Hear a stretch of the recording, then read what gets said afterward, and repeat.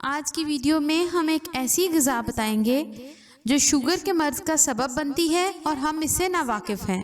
یہ بات 4 سال تک جاری رہنے والی ایک تحقیق جو 18 سے 97 ایئرز کی عمر کے 13,000 افراد پر کی گئی سامنے آئی ہے۔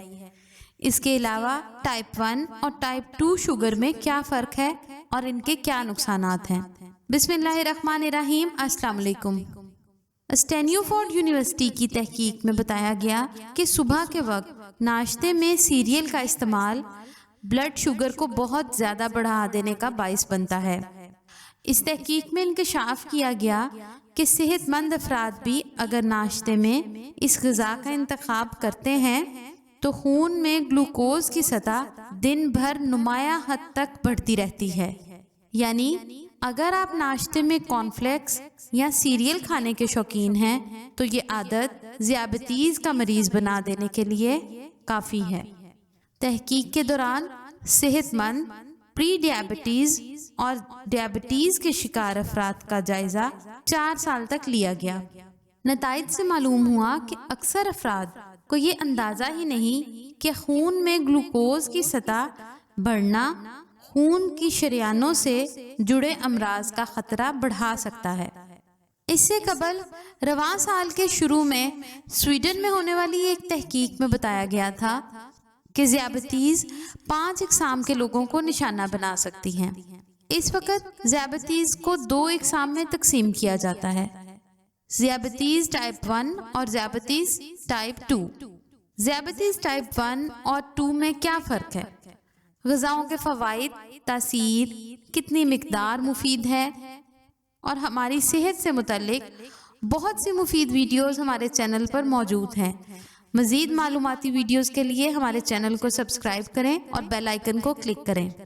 ٹائپ 1 میں جسم میں انسولین نہیں بن پاتی جو کہ بلڈ شوگر لیول کو ریگولیٹ کرتی ہے، جبکہ ٹائپ 2 میں جسم انسولین کچھ مقدار میں تو بناتا ہے لیکن وہ ناکافی ہوتی ہے، جس کے نتیجے میں خون میں گلوکوز برقرار رہتی ہے۔ ٹائپ 2 کیا نقصانات پہنچاتی ہے؟ ایسی 10 علامات ہیں جو شوگر سے پہلے شوگر ہونے کا پتہ دیتی ہیں۔ اگر آپ وہ جاننا چاہتے ہیں تو یہ ویڈیو کا لنک ڈسکرپشن میں دیا گیا ہے، وہ بھی آپ دیکھ سکتے ہیں۔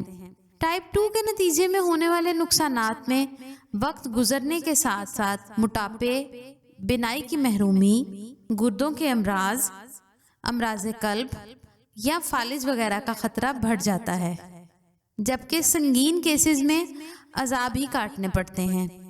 یہ کافی عرصے سے طبی ماہرین جانتے تھے کہ ذیابیطیز ٹائپ 2 کی مختلف اقسام ہو سکتی ہیں، مگر دہائیوں سے اس کی درجہ بندی میں کوئی تبدیلی نہیں آئی۔ اس نئی تحقیق کے دوران 13,000 سے زائد ذیابیطیز کے حال ہی میں شکار ہونے والے افراد کا جائزہ لیا گیا، جن کی عمریں 18 سے 97 ایئرز کے درمیان تھی۔ انسولین کی مزاحمت، انسولین کا اخراج، بلڈ شوگر لیول، عمر اور ذیابیطیز کی بیماری خود اس مرض کی 5 اقسام کو جنم دیتی ہے، جن میں 3 سنگین اور 2 درمیانے درجے کی ہوتی ہیں۔ سنگین اقسام میں انسولین کی مزاحمت، اس کے دوران خلیات انسولین کو مؤثر طریقے سے استعمال نہیں کر پاتے۔ سنگین اقسام میں کے مریضوں میں گردوں کے امراض کا بہت زیادہ خطرہ پایا گیا ہے۔ محققین کا کہنا تھا کہ اس طرح کے مریضوں کا علاج درست طور پر نہیں ہو پاتا کیونکہ ڈاکٹر روایتی علاج تک محدود رہتے ہیں۔